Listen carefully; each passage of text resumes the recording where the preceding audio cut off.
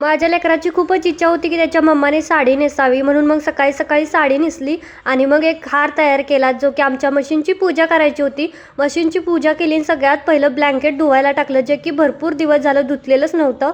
तर आज मला करायचा होता पनीर टिक्का मसाला. त्याच्यासाठी सगळ्यात पहिलं मी पनीर भाजून घेतलं. त्यानंतर राहिलेल्या तेलामध्ये लसूण, कांदा आणि टोमॅटो भाजून घेतलं व्यवस्थित. त्यानंतर एका वाटीमध्ये साधारणतः 1.5 चमचा पनीर टिक्का मसाला टाकला आणि त्याच्यामध्ये थोडंसं दूध टाकायचं.